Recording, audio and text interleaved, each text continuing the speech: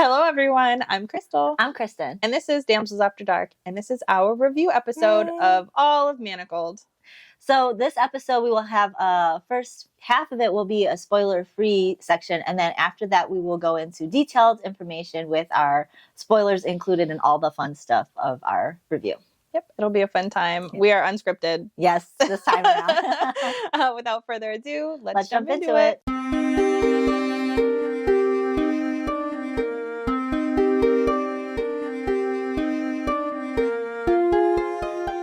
So you've made it with us to our review episode. Like we said in the beginning, these are kind of unscripted. We have kind of a flow a little bit, but these episodes are our wacky ones where we just say whatever the hell we want. We'll do the spoiler-free section in the beginning where we just give our basic overview of what the book is about, our reviews for each of us independently, and then we'll move on to maybe any more detailed stuff that we would like to flesh out, and then just some fun stuff. And I have a section here about a bunch of stuff that I got from SenLinYu's Ask Me Anything area. So that'll be where a lot of the spoilers begin to trickle in. And then we have some fan art too. I can't wait for fan art. I don't look at fan art very often. I like people showing me fan art. So Crystal's very her expertise in fan art, like really hones in here. I love it. I had to really riddle it down to the smallest amount here because I wasn't trying to be like, look at 500 images of Draco. And I'm like, yes, all of it. If you want to look at 500 images of Draco, we have a Pinterest board where I do keep all of the fan art that I find pinned for each book. So if you're following us there's a treasure trove of Draco and some Hermione too, sure, but sure. I don't really care. I just want Draco. So anyways, if you're joining us for the brief overview of Manacled, it's essentially a very dark dystopian book, alternate universe of the Harry Potter series of what would have happened had the Order lost and Voldemort won and what that world would have looked like. And we're also introduced to a war. I mean, obviously there's a war still raging, but going on, the intricacies of people who play roles within that war. And the people that have been alive, they are forced into a surrogacy program. Mm-hmm. That's all we'll give you on that. Yes, and Hermione is somebody who is in that program, and you learn that right away, immediately, and then she's gifted to somebody, and then that's really where the adventure happens. It's an amazing book. The first half is present tense. The second half is flashbacks. And then the last half is back to present tense.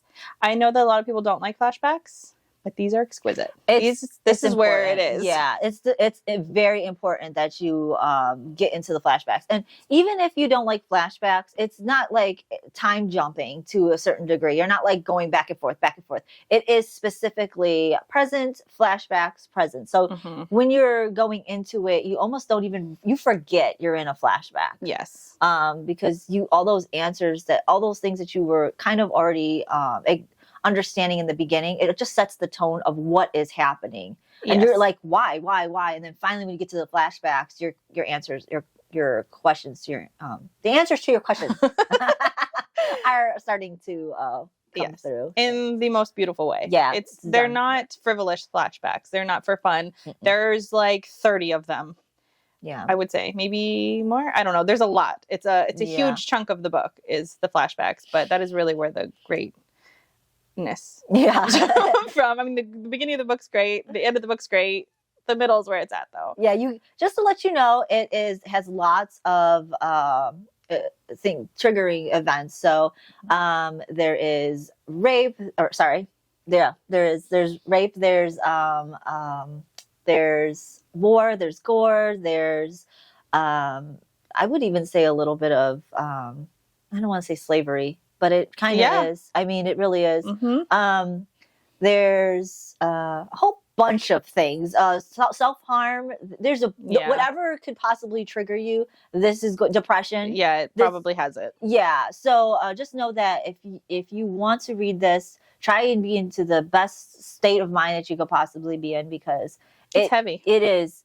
We read it, I think, in the summer.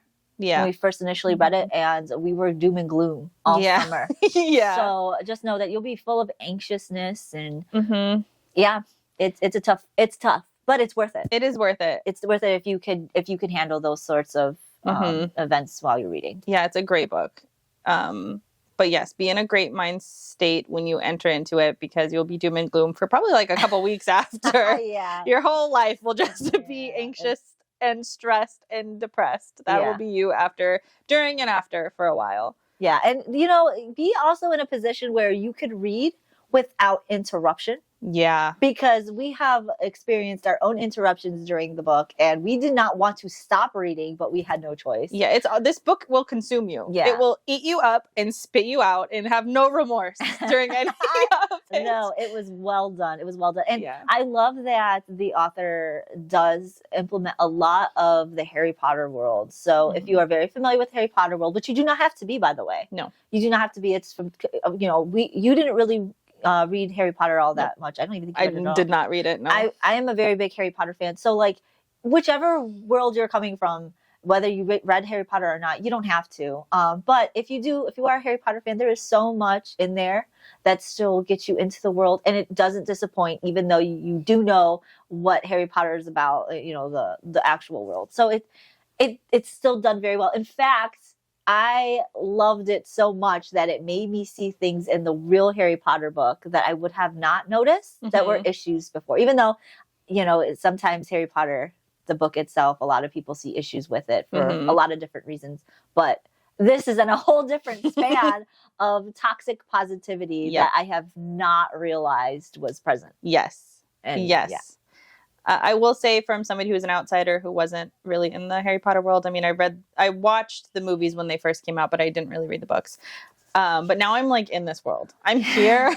I feel like an imposter. I feel like a phony because I'm only here for one character. I could really care about the rest of you all, but I'm here. Like, I'm now like, give me my house, give me my stuff. I don't really want the Harry Potter Ron, trinkets, but like, give me some Draco, give me some Hermione, give me some potion stuff. And that's fine, because I'm more of a Wizarding World fan, not so much like Harry, Ron, and I love those characters for bringing me the world. Yes. But I'm also a Fantastic Beasts fan. That's a perfect way to describe that. I am now a fan of the Wizarding World. Yes. And I was mentioning it during our review episodes or in-depth episodes, that things like how the curses are constructed, how they're deconstructed, how I didn't really go into it too much here, but in some other books that I've read, like how apparition works, like all of these things that I've now learned solely because of this book.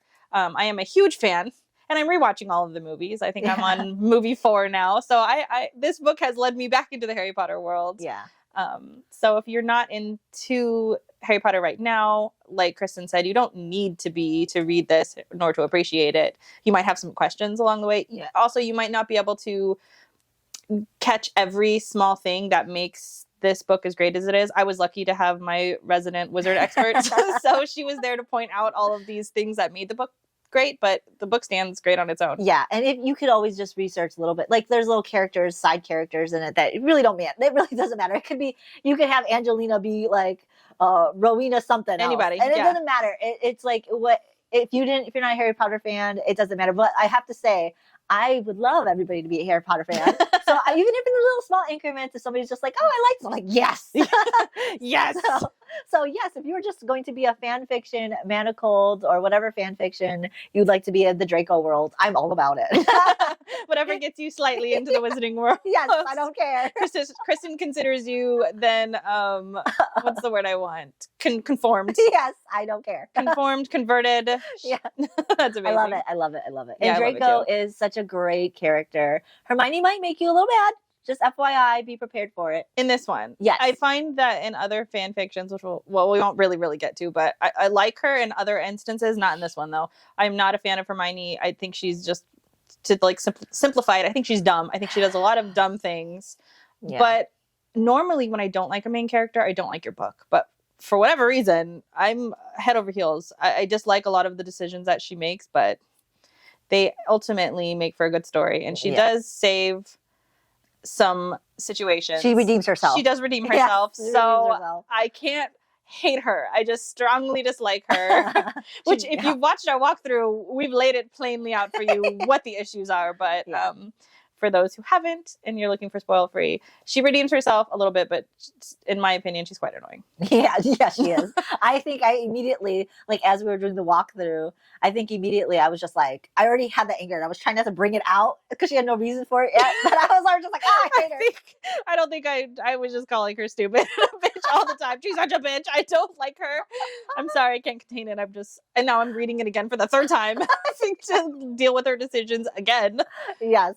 But yeah, even if you read it, we had to read it more than once because, like, I feel like the only way to get over it was to reread it. Because nothing else exists outside of Manacled. Nothing else. This is my life. I think I will have to read this yearly. And it's so big. It is. This book is humongous. Yes. I think they're all over there. So you can't, obviously, you can't get it at a store. Yeah. This is fan fiction. So it's free to download or free to read, free to download. We'll always have that in the description below. But I mean, I got these books bounded by a person on Etsy, and holy bejesus, like, this is the third book. We have two others, and it's the flashback is the biggest. Yeah, it's the thickest one, but they are beautifully done. They are beautifully done. We don't really put the person who bound these books up on our page, but if you're curious and you want to just comment below, I can always send that link, but I don't know if that person is still doing it. But there's plenty of people on Etsy that you can learn to do it yourself. Yes, which one day I will attempt to do because I'm determined. Yeah, but yeah, all around great book. Yes, we fantastic book. So much so that Kristen had to get them personally bound. Yes, obviously, I had to get it with my immediately. Yeah, like she finished the story, and the next day she's like, "I bought them. I had to buy them." I'm ridiculous, especially the way, like, just a side note, if you didn't watch any of our other episodes, Crystal was like, "Hey, do you want to read a fan fiction of Harry Potter and the alternate?" I'm like, "Say no more."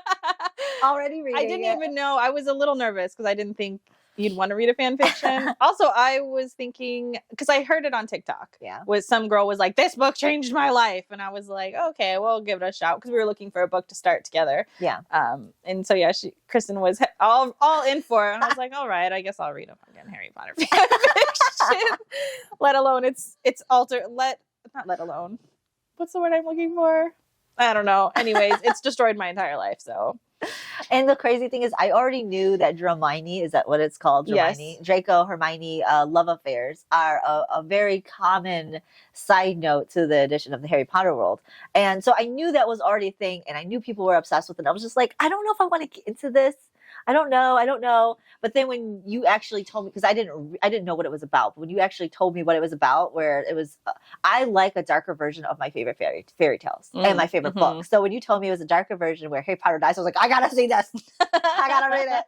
So yeah, I was ready for it. Yeah. I think I haven't read any other fan fictions, but I love this. This is my favorite book of the year. Yes, that we had. So perfect segue into the next section then. So what is your full review of it then? 5 stars all around.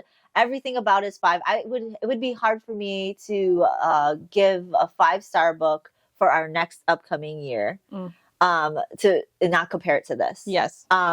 Even though this is not a published work, it is fan fiction.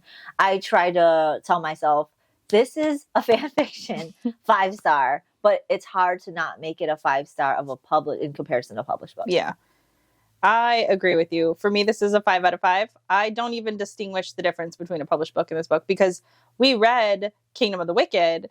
Oh my God, that was a published praised book, and I fucking hated that book. And then this book, not published, fan fiction. I don't care.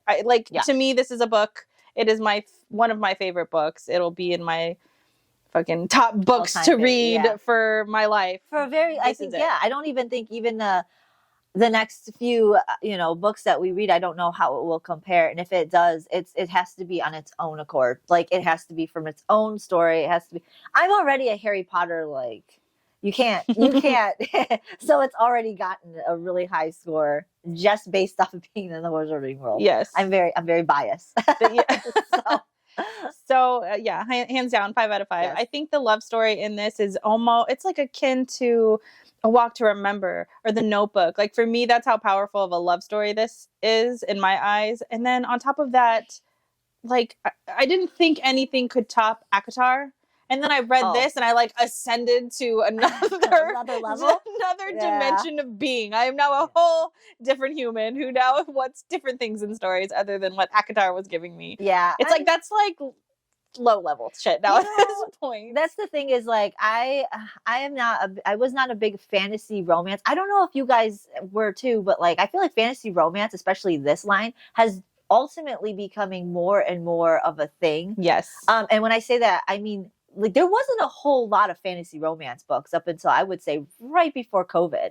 Like you'd see them sporadically here and there, and usually they were young adult, but like hardcore smut fantasy romance has started to pick up more. I'm able to see them more regularly everywhere. Like you can't get enough of that stuff now. It's almost everywhere. But before it was like sparingly. And I love dark, twisted fantasy romance, like my old fairy tales come alive and dark, twisted, like villains become. I always love that. But like, you can't compare how this is. It gets you that twisted dark story, and then like those ones that are kind of twisted dark. Like it's not really. It's not like the Kingdom of the Wicked really isn't. No. And also, you know, when we're thinking of like morally great characters, a lot of times I do see Rysand's name or Rhysand, whatever. I see his name pop up, and I'm just like, you know, he was top of my list. And then I met Draco, and I was like, that's a morally great character. Yeah. That is a dark character. And Rhysand, he is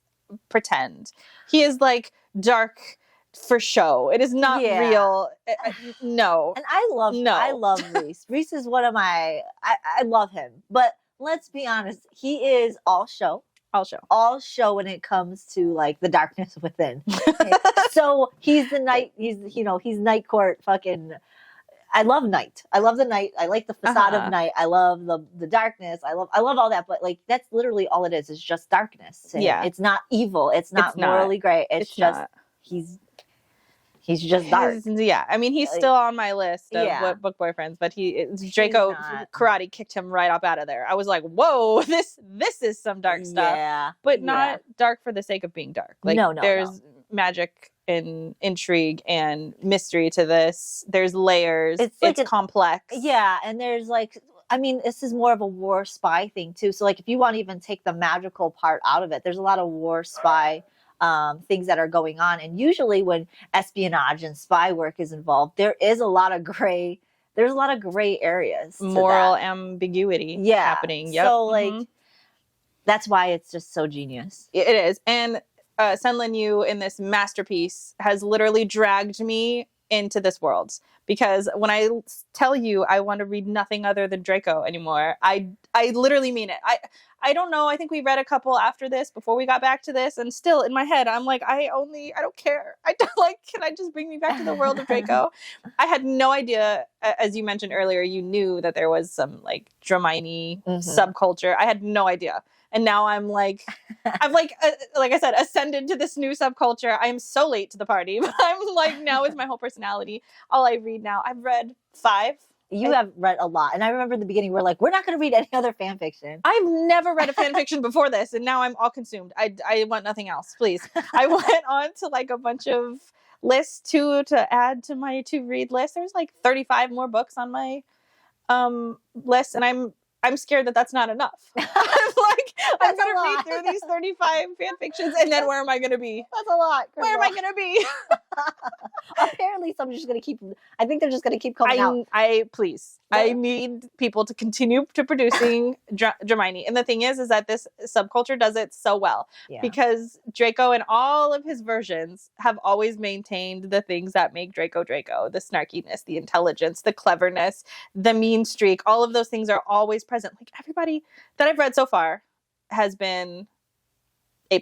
Like the Draco has been phenomenal. And I would not have discovered this world if not for SenLinYu and her masterpiece here. It's such a great book. It's such a great book. Like it made me want to dive back into my Harry Potter stuff. That's what it made me do. I just want to go back and reread everything and see the comparisons from what she did and her genius on how she was able to twist the stories from little differences on what made the events take place in her book. So like obviously there's the first few books were very similar to like how she based her information on, but she revisits a lot of the Harry Potter world, which I enjoyed. And so like, I mean, even if you weren't a Harry Potter fan and you read this and you want to become a Harry Potter fan, it almost like that's a good footing to even go back and be like, oh yeah, I know about this from SenLinYu. That's how I feel. Yeah, so it's like it's pretty genius. Like you come back from either way. Well, we've had a lot of comments on some of our things on social media where people have asked, "Do you have to be a Harry Potter fan?" It's like, no, you don't. Nope. You just have to be a fan of dark fantasy. Yes, and dark villains. Love dark villains. And heed the trigger warnings. But if you can tolerate it, yeah, we strongly recommend it. Yeah. So for both of us, it's a resounding 5. Yes.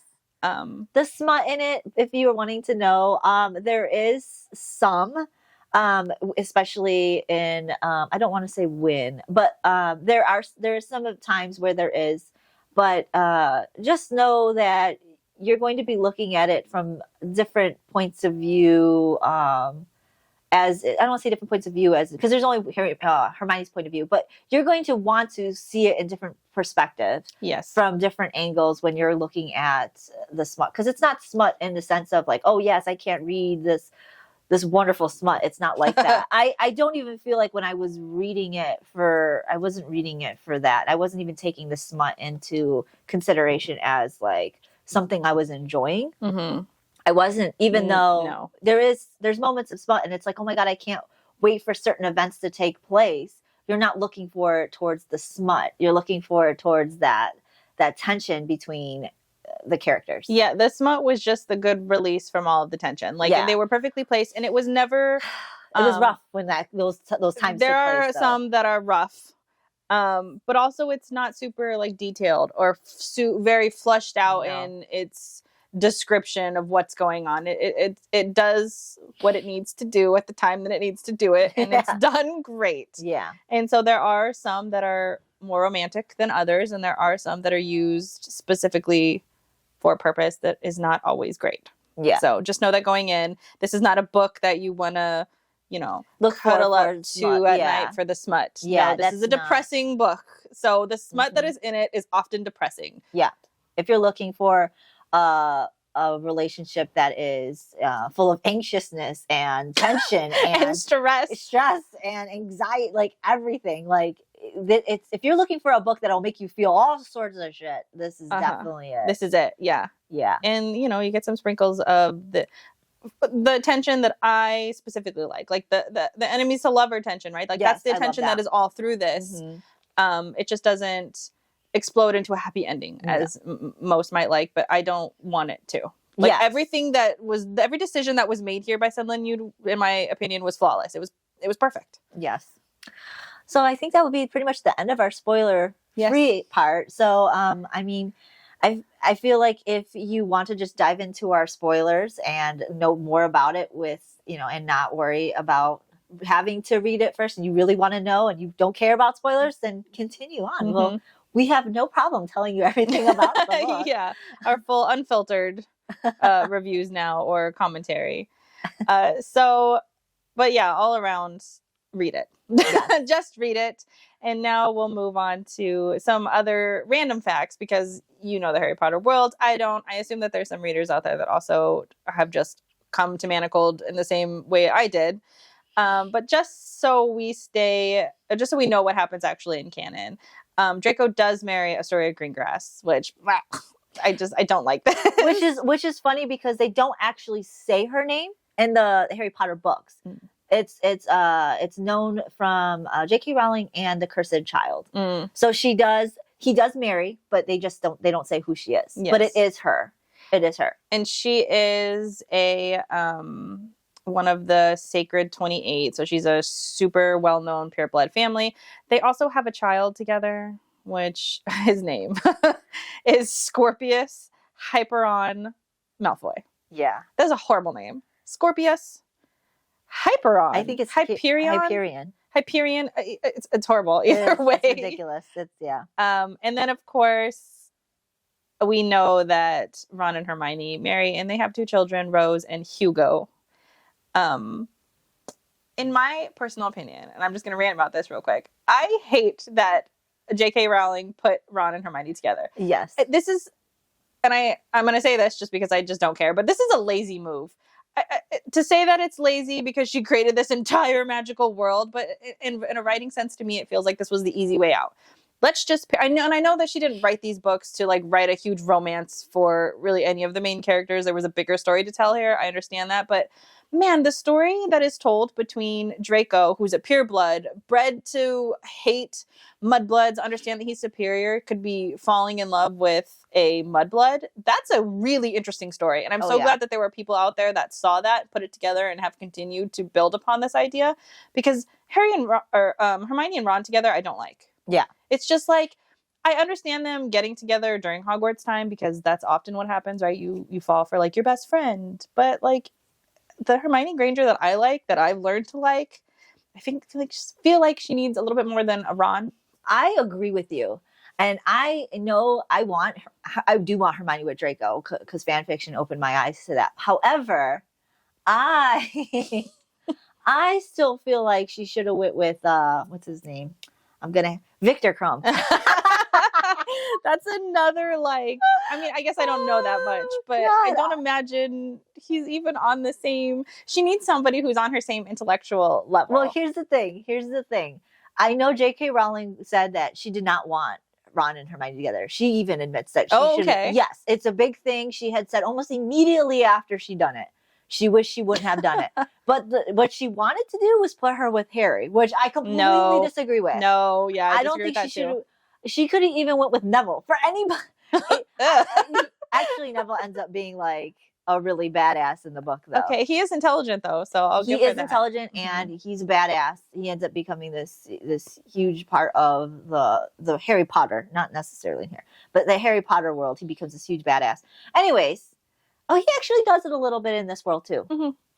Being that we can speak spoilers in this, he does still do his same thing. He does decapitate Nagini. And he does do all that. He is very brave and courageous and all this Gryffindor shit. But I'm not saying she should end up with Neville. I'm just saying Ron was not the character. Yes. And which we all mostly agree. I would prefer her with Draco, and I do love that storyline.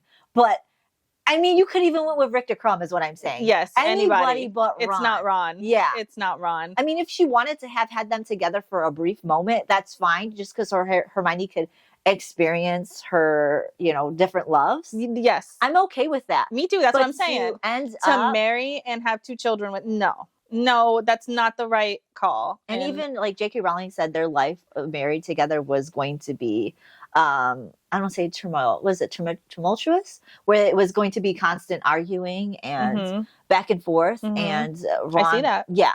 Yeah, and she admitted that. I can't remember where. I'll have to search it. Maybe I could find it. We could probably put a link downward to where she said that. But yeah, there was a thing where it was mentioned. Good. I'm glad I'm not alone here. Because, and I really think that it's the Draco. I love this storyline. Again, like I said, of this person who was bred to believe he was pure and have this redemption, or that he was the pure form of a magical family, that he, was the hierarchy. And I love this redemption arc for him. And I read somewhere that she also said, no, he doesn't secretly have a heart of gold. He is a bully all the way down. But that, again, is such lazy writing. We know his storyline of getting forced to have the dark mark, his father going off to Azkaban. Like, these are all things that she wrote. So why would you have just made him be evil anyways? You had the ability to make a really complex character here, and then we just sort of went. So hats off again to all of the Hermione, because they really see that. And that's what I love so much about them.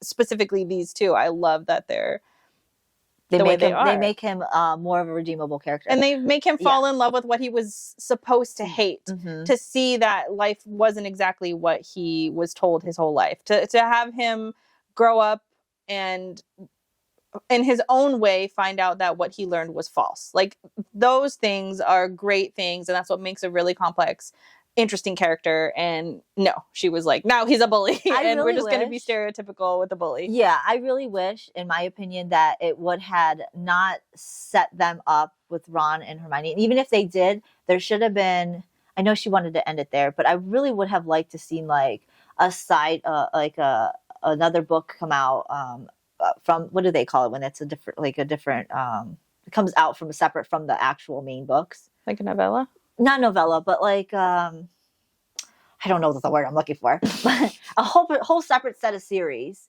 based off of the originals. I would have liked to seen that a Draco edition come out to that, because after he left his father, what happened? How did he meet Astoria? How did all that stuff? Yeah. And I didn't read The Cursed Child, so maybe that's in there because that's where Astoria came to be.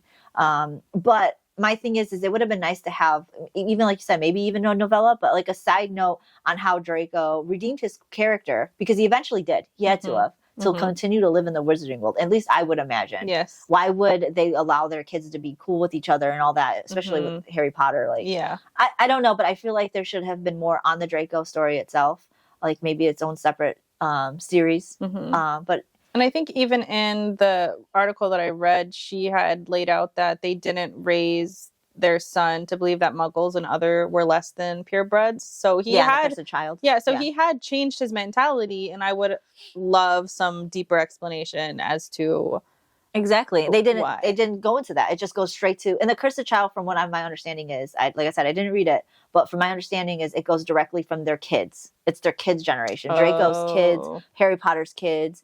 And it goes from their kids over into, so like they're already grown. It doesn't do that in between how Draco redeemed himself, which is a good story. That's a good story right there. Yeah, to have a conversation about stopping generational thoughts or generational, I don't want to say trauma, but also he did experience trauma, I'm sure, growing up under Lucius. So to have reformed his way of thinking, it's such a good story. I wish she would have done more, but I get that the story wasn't about Draco. To say, this is actually Harry Potter. Yeah, but like that's why I would have preferred a side story or a side series based off maybe the individual characters, because Harry Potter was about Ron, Harry, and Hermione. If they would have done a side maybe about Neville, or maybe about like little, because this essentially was a kid's book back in the day. Yes. So, and I know she didn't write it originally for kids, but it became that, and it would have been nice for her to have additions to like little novellas about Draco and his life and what happened to him, or even something in between, like all of our other fantasy books we have. They always do like a novella in between, a half book or something. Yeah, I don't know, anything other than just what feels like Hermione goes to Ron. I like Ron with Ginny. That makes sense. Harry with Ginny. That's kind of gross. That is kind of gross. I like Harry with Ginny. That makes sense. And so it feels like she was just like, well, I got to stick those two together because they're the only remaining people left. Yeah, I do like Harry with Ginny. It makes sense. It always made sense. I just feel like the awkwardness of it was always weird. Like in the movie, I hated watching Harry and Ginny together in the movie. In the books, it made sense. In the movies, it made sense. The awkwardness. Yeah, it is awkward though. It's how do you get past dating your brothers or your sister's, your best friend's sister? Why is that so hard? It's the awkwardness though, is what I mean. Like when you're watching them act, these are little kids in the movies, and then they're having to portray adult feelings, and it's just, oh my god, I'm so awkward for them. It's so awkward for them. But that is that time. It is awkward. It is, it's just so weird watching. Like, yeah. Well, I guess when you're watching it as an adult, but I feel like when I was watching it as a kid, I didn't have an even when I did, I was just like, I don't like the way I don't know. I didn't like their acting. Maybe it was their acting. I just didn't like the tension they portrayed to each other of like their relationship. I have not gotten to their relationship yet. I'm still on. It's so weird. 4 and the Goblet of Fire. That's the last. I'm like halfway through that one. Yeah, you'll see it. You'll know what I mean. And maybe if it's something to look forward to. Yeah, it's just that's a little weird, but it makes sense. It makes sense. So now we'll pop back into Manacled World. But I thought it was interesting to see the actual differences, where the actual canon goes and versus where Manacled went. And so, 100% my coin is in Manacled's boat, even with all the devastation, but I love it. So SenLinYu, who's the author, did a Ask Me Anything. She also has a Tumblr, which I'll post down there. And I thought it was really funny because on her Tumblr, which I don't really know how to work Tumblr or how it works because I've never had one. I imagine it's a lot like Twitter, where people are sometimes reposting things on their own feed. She had a good amount of artwork from The Cruel Prince. Oh, she did. And so I just love that we're in the same company here, that she also likes Jude and Carden. I love Judith Turner. How could you not? It's the same thing. It's the same aspect of this. It really is. Dude who's bred to not like humans, muggles, and then who falls in love with one, and who's also very mean about it. Like, it's the same personality. So we're in good company there. But also, I went through her Tumblr, and a lot of people had asked her questions specifically about Manacled, and so I wanted to bring some of those answers here just to give you guys some extra explanations on things, also things that I found interesting. If you want to go see all of the answers, of course they're over there. You can go to visit her Tumblr. But one of the questions that I liked was, why was Draco angry? Like he said, why wasn't Draco angry like he said he usually was when he was drunk the first time he drank with Hermione? And her answer was, because it was the first time he'd ever gotten drunk when he wasn't lonely. Yeah. That's so sweet. I can even vaguely remember, like, in the book itself, he would say that because he was forced to drink because of the surgery, the procedure. It wasn't about just drinking because he didn't want to. Yes. She was just like, it's for the pain. And then he was just like, fuck. And then he just knocked it back. So, but he had told her previously that, because she had asked him, what are you like when you're drunk? Yeah. And he says angry. But usually angry, yeah. He wasn't angry. And the fact that it was because he wasn't lonely just makes my heart sing. So one of the most requested things from SenLinYu, of course, is Draco's point of view.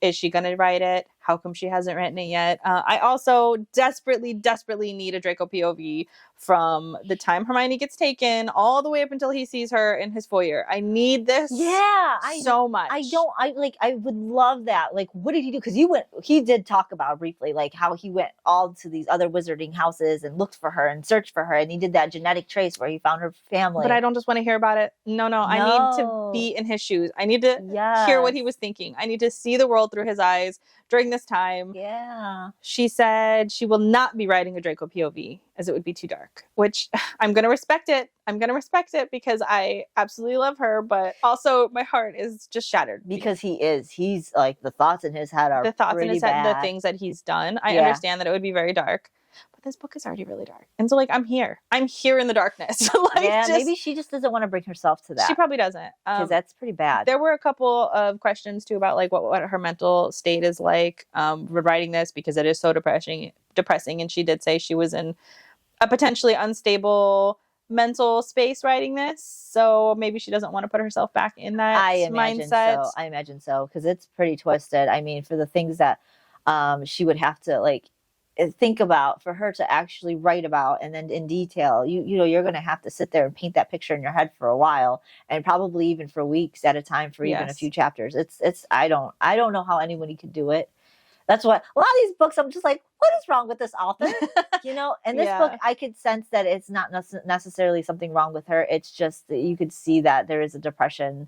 There is a lot of, maybe even a lot of research or personal experience. Because it does such a great job of creating those feelings within the reader that you would have had to have actually experienced those in real life to be able to translate those onto me. Yeah. So it makes sense. I respect it. I'm not happy about it, but I respect it. Yeah. Bitterly.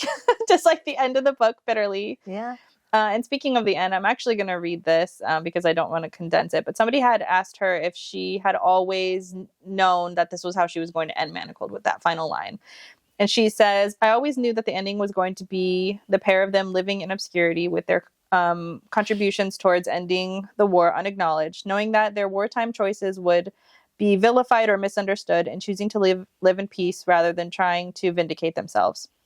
Since most of the story was deeply embedded in Hermione's POV and what she considered important, shifting into an omnipotent POV let me recontextualize things about the omissions of history, especially wartime history, particularly when it comes to individuals who don't fit into the archetype of heroism, and how the stories are told, both in fiction and in real life, are often framed in a particular way in order to make us believe certain things. This is beautiful. So essentially saying here that she chose to end this in an omnipotent point of view, because that's sort of how history is, that we forget people whose names we don't remember. We forget the things that people could have done if they, if we didn't remember their names, or all the people who made significant changes in battle and war, and how we forget those for whatever reason. You know, I saw some people on TikTok talking about how it's specifically because she's a woman, and that's why women often get forgotten in history. I think that's an interesting point of view. I wouldn't. So like the book doesn't really go into detail about every character that it was involved. So sure, we could state that like it is mostly because she's a woman, but also I would like to add that it left notes throughout the whole book that even Lucius was afraid that Draco was going to be left to be a footnote. So it's not just about like gender, who men or women, like who's going to be left behind in the end of the war. Everybody wants a name. Most wars are started for a name. Most wars are started for the legacy and you know, the fame and the honor and all that shit. Even from back in the fucking God knows how long, it's always been that way. The thing is when it comes to this, I feel like it didn't leave that out. It was always almost like it was setting up the ending for us to be disappointed with somebody being forgotten. Yes. Whether it be Draco or Hermione or Ron or Harry. You know, I think the details of who and what and where, why it happened is always going to be like that in war, because what do they say? The stories of war are always told by the victors. Yep. So I just feel like it was meant to be that way. And then, of course, you're going to get the POV from the person it affects, the generation after. Yes. And, of course, it's going to be their child that's going to feel the most disdain about it. Yes. And she wants to right that wrong, but everybody's telling her they don't want that. It doesn't matter. The world's not going to see it that way. So because then you're going to spend the rest of your life trying to vindicate decisions that you made during the war. Yeah. But it doesn't. Peace is much more of an important, coveted thing for these two, because they lived in such turmoil for so long. They don't had near-death experiences, almost lost each other. So at the end of the day, it doesn't matter any of that. It doesn't matter. What matters to them was their peace. So I'm glad that she gave them that. And still, as we discussed in our last episode, the way to end it is not to tie it in a bow. It needed to end bitterly. And I like this commentary that we take from it, that there are millions of people who have sacrificed themselves for war that you'll never hear about. You'll never know their story. You'll never probably hear their full story, the accurate story, because history is only written by the winners. And I was also about to say, history is also acknowledging, okay, I don't really like to detail a lot of my personal shit, but I was in the military, and the people who always get awarded are not the foot soldiers. They're not the people who do all the dirty work. It's always the officers, the higher ups. All those people get the recognition for the people below who do the dirty work. And in this case, you know, same thing. Draco was the one doing all the hard. He was the general. He was doing all that stuff. So even though he was ordered to do this stuff, half the time he was ordering other people to do it, or he was doing multitudes of other things. But he was the person who was the face of Voldemort because Voldemort had him under his control. So like a lot of the times you don't see why people are doing the action that they do, but even if they do, the recognition always isn't, it's misplaced. Yes. The recognition is always misplaced, whether it's for a good reason or a bad reason. The recognition doesn't always go to the person or persons that actually accomplished the deed. And who risked life and limb to do so. Yeah, you'll never hear about all those soldiers that didn't come home. And even in this case, you won't know about every single person. You know, there was thousands of people in the resistance, but we've only heard of the order and how it impacted the order, even in Hermione's point of view. Yes. So brilliant. Again, just brilliant. So another thing that I think was worth noting is that we've been saying Aurore's name as Aurore, but it's actually pronounced Aurore, which is why James calls her Rory, because it just drops the first syllable. Which makes sense because the actual policing of the Wizarding world, they're Aurores. So like, it's just easy to say. And I just thought, oh, okay, maybe that's why he's doing it. I did the same thing, Aurore. I don't know that I like Aurore, but I'll accept it. I like Aurore. I do too. But it does make sense that it should not be the same as the Wizarding police. Yeah. So SenLinYu also mentioned in one of her posts that she originally started Manacled thinking that it would be a story written by Aurore. And that she used her mother's notes as reference in all of this. But she says that because she didn't explicitly end up putting that in the canon, that because it's not a detail that's there, that she sort of ignored it. But she did say that in the end, she decided to leave it out because it felt like adding any further twists or reveals would undercut the impact of Manacled's closing line, which I also believe is true. Yeah. She says, because of course the vindication of setting the record straight is so desired by most people, the injustice of Hermione being footnote is intended to burn. Soothing that sense of indignation wouldn't have made the point that I really wanted to make, that war is unjust and we forget most of the people who fought and suffered, most simply because we never learn their names. Yeah, which we just like gave a whole detailed description a few seconds ago. And this is 100% a perfect point. If she would have done that, it would have severely undercutted that message. I don't need this story to have been about Aurora's need to vindicate Aurore's, whatever her name is. I don't need the story to be about her trying to vindicate her mother, because they don't care about that. They never wanted that. They don't need that. All they wanted was peace. Yeah. If they really cared that much, then they could have been out there fighting with Ginny to prove that everything they did was fine. No, they don't want that. And you know what? I feel like we said 1,000 times, the ending was the way it needed to end. I feel fine with Aurora Ray being the way she is and feeling. I would feel that same way for her, and I understand why she feels that way. But at that point, she's going to have to live with that, understanding that that's how the world is, because not everything's going to give you a cupcake and be like, this is how great it is. You're going to have to understand this is how the world is, and you're going to have to maneuver yourself around it and maybe fix things here and there, do what you best you can. But some things, no matter how hard you work, people are going to believe what they want to believe. Things are going to be written the way it is, and you're just going to have to be okay with it. And in my opinion, it's the best situation for her because her parents get what they want. Yes. Which was peace. So don't disturb that base. And also, I like that this story is just for Draco and Hermione. Like, this is their story. Yeah. It doesn't need to be told to anybody. They don't need the world to know about their love story. They know about their love story, and something about that makes it so much more intimate, that it's just between the two of them, that everything that they did that was the catalyst for the ending of the war was something that they did in private, and it's personal, and it's only theirs, and the world doesn't have any say in it, doesn't need any justification from it, as we already saw from Ginny, who needed the justification for anything. They don't need that. It's not up for discussion. Their relationship is what their relationship is. They defeated all odds, and they're gonna have that secretly together. I love that. I think that's so beautiful. So somebody also asked if Aurora didn't attend Hogwarts, but sorry, I'm going to re-say that. Aurora didn't attend Hogwarts, but somebody asked what her house would have been if she did. And SenLinYu said she tends to imagine that she would have been a hat stall, and for the sake of Draco's sanity would have chosen Ravenclaw, which I think is so funny. Yeah. Because when she means by a hat stall, it's one of those things where the hat is kind of guessing where you would fit and actually would want to fit you in somewhere, but your mind's telling you that you want to go somewhere else. Which is what Harry did. Yes. Because Harry was possibly a Slytherin, but wanted to be in Gryffindor. Because of the stigma. Horcrux. Or the Horcrux. He had. That's right. Yeah, he was part Voldemort.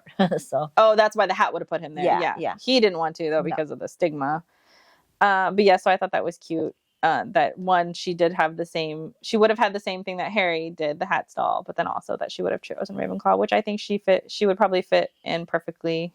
Yes, if she wasn't going to pick Gryffindor or Ravenclaw for her parents, Gryffindor or Slytherin, Ravenclaw is a good middle, and I love Ravenclaw because I also think I would be a Slytherin if it wasn't for me dedicating myself to an objective instead of an agenda, a personal ambition. Yes. Yeah. I don't really, when it comes down to it, I would rather be objective than put my personal need into something. Because sometimes I think personal need fucks you all up. Yes. And objective always gets you the end goal, which is what you want. And isn't that the end what you want? So technically I should be a Slytherin, but I still think objective first. Yes. Yeah. And I think she does too. Yes. And which is great. It is great. So somebody asked if Aurora visited her parents often, and she confirms that they did, and Draco and Hermione were happy, much happier than either of them ever expected to be. So you can feel another breath of relief there that they were happy all the way to the end. But I'm going to ruin it for you when I get down here a little bit. When it gets real sad. Yeah. One other thing that I noticed is that she dissected the smell of Draco, and she picked specific notes for specific reasons, so I'm going to go into that. So as you recall, Draco is repeatedly said to smell like cedar, oak moss, and papyrus, and she says he smells like cedar, which is slightly a darker wood scent than pine. It's a warm but very clean scent. It's also a deterrent for pests, and he smells like oak moss, which is a common allergy, and so it's now outlawed as a scent. It's also a nod to the fact that he's an amoral bastard who would definitely continue wearing something even if it was supposed to be illegal because he liked the way it smelled, which I love that.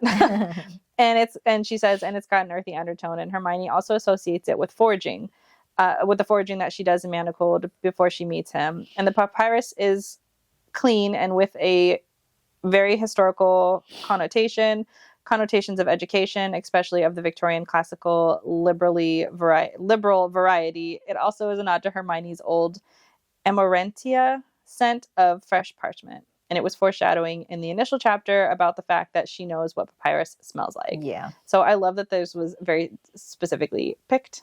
Yeah. I love that the oak moss was a nod to him just doing whatever Draco wants to do because Draco doesn't give a shit. I love a Draco like that. That's my yes. I always think that that's how he's going to be anyways. You know, I feel like people who just are going to do what they want regardless, you know, as long as it makes them happy. In this case, he hurts other people. I was going to say, as long as it doesn't hurt other people, you're fine. But, you know, Draco gives that I don't give a fuck attitude. I love the I don't give a fuck attitude. So those are my favorite kinds of people. Yes. So that is a Draco tribute 100%. Mix it in with a scent and that's great. Mix it in with the scent. And also, I love this. I don't know what oak moss smells like. Cedar, I know, is a very woody smell. And we still... I think we discussed this earlier. We don't know what papyrus smells like. Yeah, like what is that, ink on paper? Like, so yeah, that's just the ink. Then yeah, we've talked about that in one of our episodes. But there is somebody who makes a candle on Etsy, which she linked, but I went to it and it says that the store is closed. And but she also linked specific cologne that smells like Draco. That's where they got their inspiration from. Okay. So I will link that down there as well. I think it was on eBay or something. So it wasn't even something that you could just go to the store and buy. But now I'm going to have to buy it and like spray it all over everything.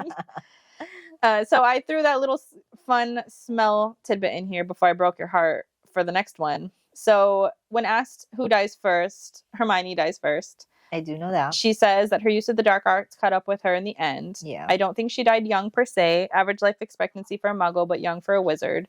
I don't think that Draco lingered long after that. And then she goes on to add more detail saying that I've always tended to think that if he ever really wanted to die, he simply would. It's kind of a sad twist on Hermione's wish in the pre-flashback chapters about being able to die simply by wishing it fervently enough. I tend to think that because of the runes, Draco could do that, and that once he didn't have Hermione anymore, he would. And she also goes on to say that she thinks he kind of lingered long enough to tell Aurora, and then just simply decided he was dead, and so he died. I remember reading that too, and I was just like, wow. You know what, though?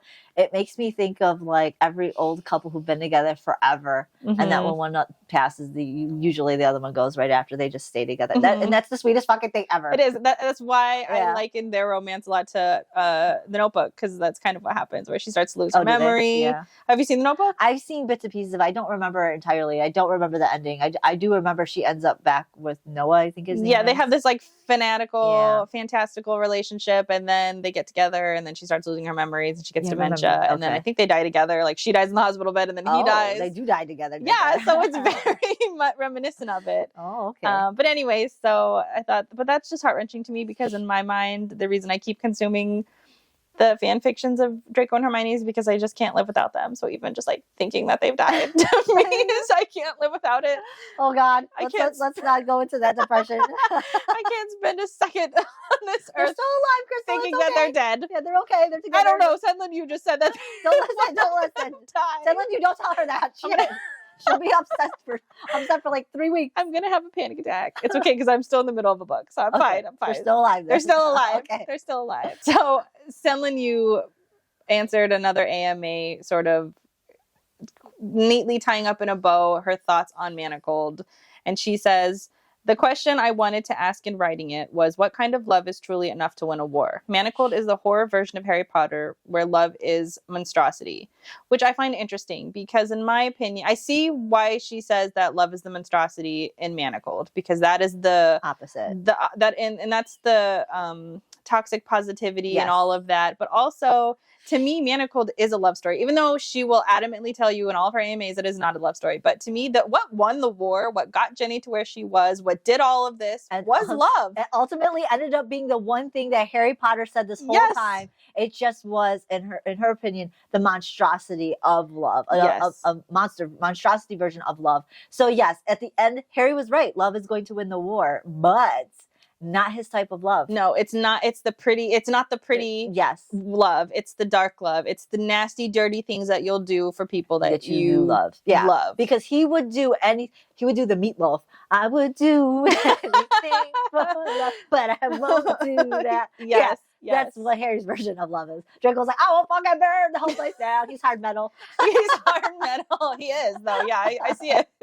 The black, the chains, the death mask. Yes, absolutely. So yes, he's a hard metal version of love, and not Harry Potter's meatloaf. Yes, and I love that she sort of sums that up too in what Hermione says to Ginny about how it is, again, it's not the pretty love. It is the darkness. That love sometimes is dark, and it's, I mean, I don't know. It'll cause you to do things that you wouldn't have normally done, because Draco also said a lot of times he's killed more people than he would have if it wasn't for her. Yes. She also did things for love that she wouldn't have done. She blew up a whole fucking Sussex all building. of Sussex. So this is the love that you would sacrifice and do anything for that you wouldn't have normally done. Which is an interesting commentary on what love is, because for me, like, that's love, right? Like the unshackled by anything, like, especially having a child and becoming a mom now. I'm like, I would do anything like that to me is how love is portrayed in my eyes. I would literally burn cities for my daughter. But I think most females will understand that. You know what though? But I saw a TikTok of them asking these mothers if they would kill for their kids, and there was like 5 of them. You did show me this. Was like, no. I was like, what? You did show me this. You did show me this. I would kill anybody. Anybody. I don't care. Fuck. Put this on my YouTube. inner Draco is fucking coming out. Put this on YouTube. I don't care. I put that on there right now. I would kill anybody for my child. So don't fuck with my kids. Yeah, exactly. And I feel like I guess not all, but most mothers, most women feel that way. Yes. And so to me, like, the mother bear, like, that is the antithesis of love, of true love. It knows no morals. It knows nothing but the one that it loves. So to me, that there's this other Ginny version of love seems like not real love to me. The love we don't understand. I don't understand this love. That's not love to me. So, like, do not understand. I would want somebody to protect me fervently as much as I would protect them. Exactly. That's the kind of love I want. Yes. So yeah, I guess that is a monstrosity, because I would kill and burn cities for that. Yes. So yes. But I love, to tie it back here, I love her commentary on this. That love is a monstrosity. It can be for some people, not apparently to everybody. Not us. But to some, not to me, it's not a monstrosity. And not to both of us, it's not a monstrosity. So some people, like Ginny, if you're a Ginny person, you would think us monsters. Yes. Yeah. Which I'm fine with. But this book perfectly depicts that. Yeah. That this is wonderfully done. A love that wins a war, because that is ultimately what happened. And the love that didn't win the war was the Ginny love. That's where you were at, Ginny. Sorry, without your man, you're a single mom. That's what that love does. In this book, at least. In the Harry Potter book, love prevails. In fucking kid La La Land over there. In reality, Manacled. In the real world. In the real world, you're a single mom.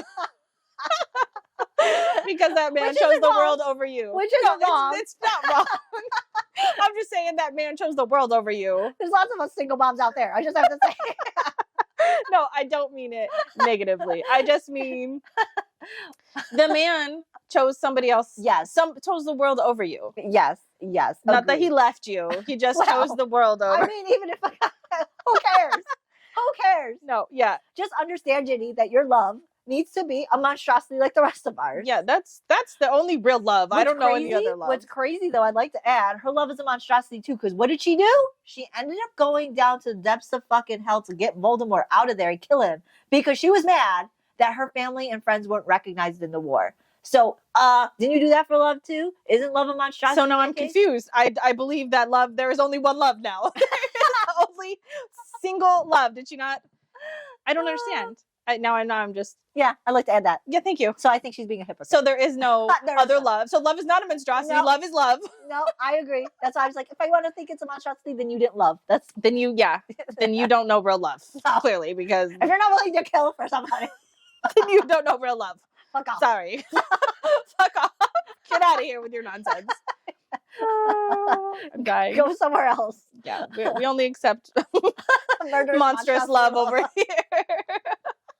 If you're not killing people, I don't know what to tell you. Those moms though on TikTok. I don't know. That's a whole nother fucking episode.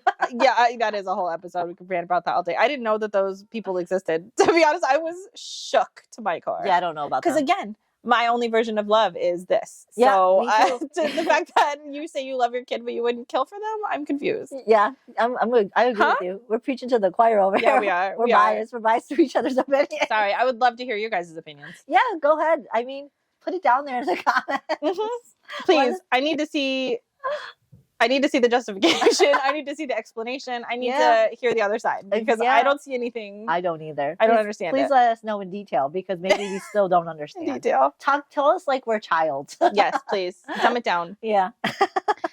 Anyway, so that was all of that stuff, the nonsense, the fun stuff. If you guys have any more questions, though, you should go over to SenLinYu and ask her because I had a couple questions. I think I might submit some.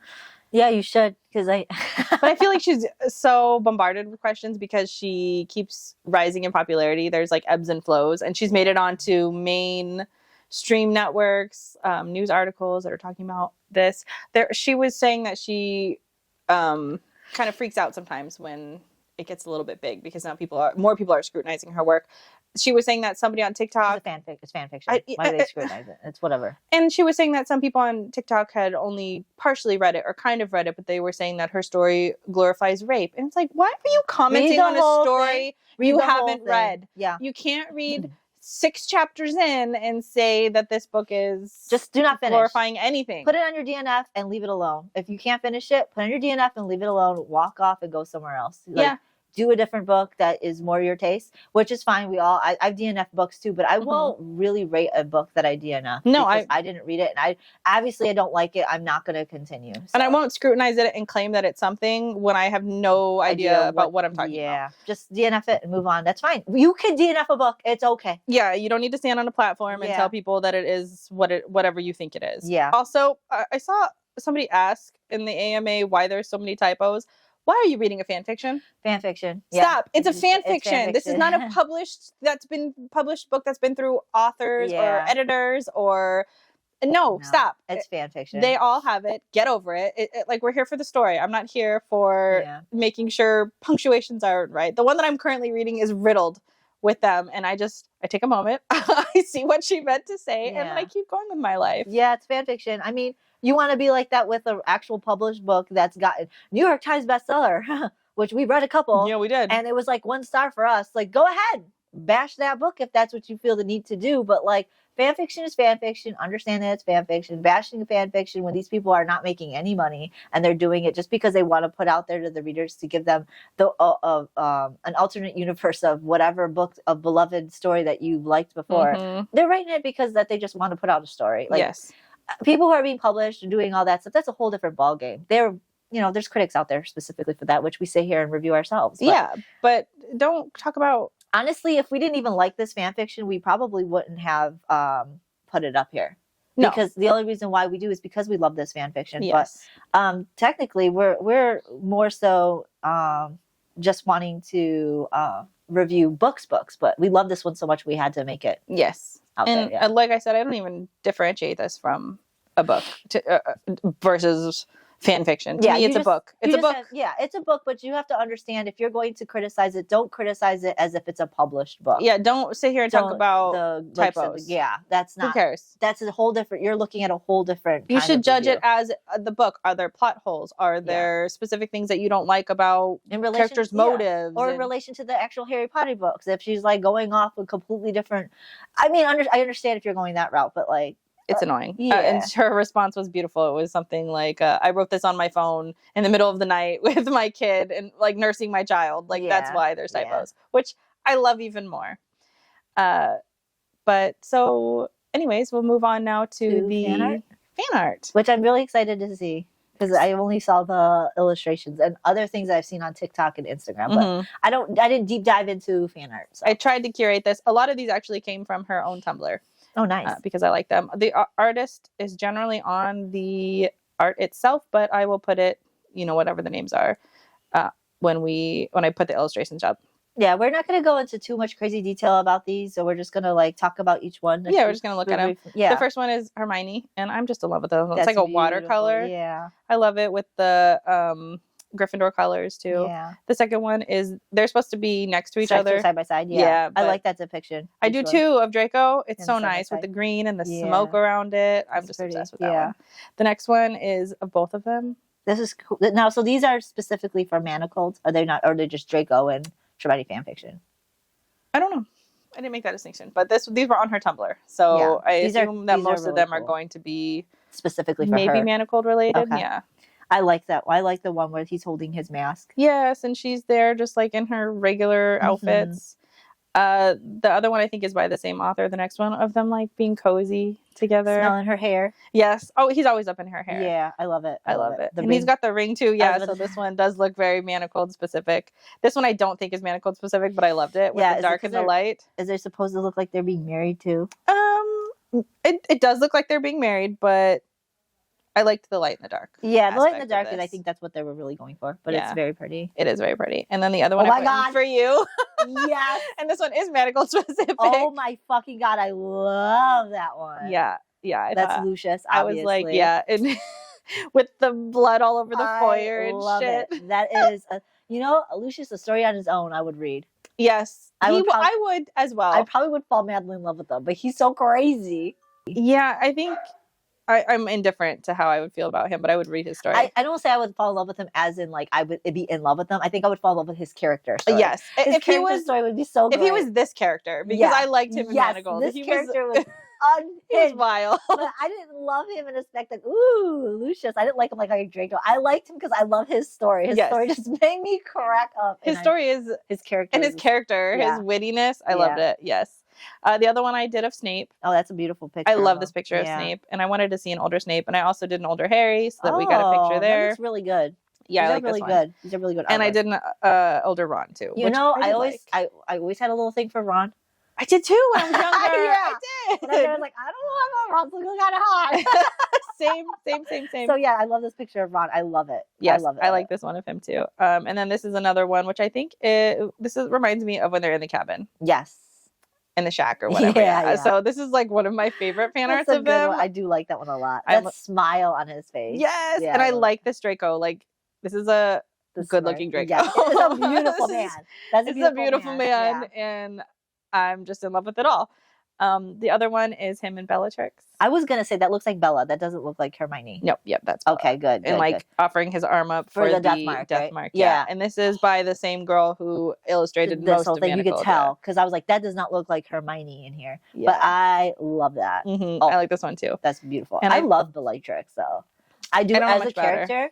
Oh, I like her. And the last one I have is of Draco, just to sum it up. I like this one. I don't know if this is specifically Draco, but I've seen this over in the Draco Pinterest That's a good area.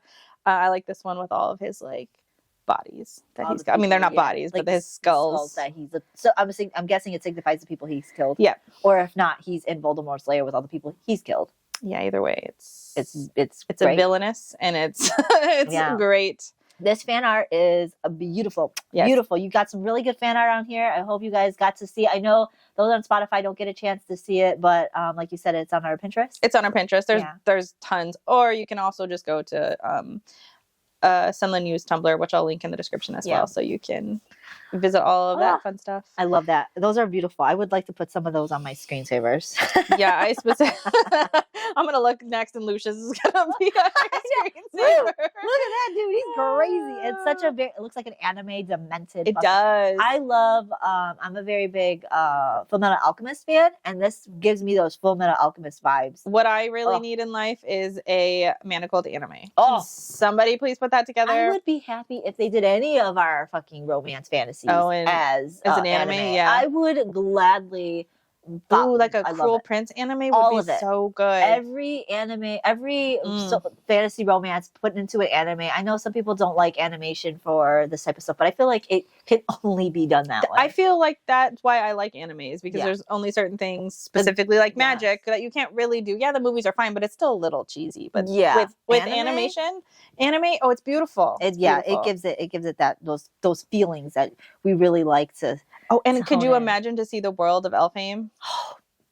Yes, anime, that would be perfect. Yeah, it would be perfect. That's why I like fan art so much, because there's only so much that you can do when you get to fantastical things like this. Yeah. Fanatical too, because fanatical. I'm a big fan. I am quite fanatical. Also, I'd like to add in before we take a note off of this. I think it's called fictophilia. Where we talked about it, where you start to fall in love with the fictional characters, and we're all here for it, and glad we're falling into that with season 1, going into season 2. This is a safe space for you if you're fictophilia. Because yes, I've arrived to the Draco fan fiction world way late, and I'm like, here I am. I'm just as obsessed. The parties have been going for years. But you know what? That's a great way to be, because we don't have to wait for things to keep popping out. It's already done. Yeah. Yes. So I don't mind when people are late to the game. It doesn't matter. Like, most people be like, oh, I've already known it for years. You know, those hipster type things. Like, whatever. We're all here to enjoy life and enjoy the things we do or love. And if you're falling into this world, like, half-footed in and with everything already entrenched in it, think of yourself lucky, because you don't want to wait there and wait for things to pour in. Yes. Like, you know, when you don't want to read a book and it's like 5 series and you're only on series 2, but it's already been going. Like, those things are wonderful. They are wonderful. It's great that you fell in with all this material. Hell yes, it is. I have a never-ending list of, apparently. Yeah. Also, SenLinYu has written some other Draminis, and she's currently working on one too. She has a whole page also, which I will link down below, that has all of her writing there if you read this, and you absolutely love her writing as well too. But I think that's it for Manacled. I'm sad, but I'm also happy to start our season 2. Yeah. But I think that wraps up for this. We are on all of the socials: Instagram, TikTok, Spotify, YouTube. Every day it's a struggle. Yeah. Every recording is a struggle to remember all of those. Just know that when you join us, we're going to be doing one more episode for the season 1. We're going to do a season 1 recap of everything we've done over this season. Yep. And so there's going to be more Manacled in that, of course. We're going to discuss, but all along all our other books and a short brief of what's to come in season 2. So stay tuned for that one. Yep. We'll see you next week. Bye.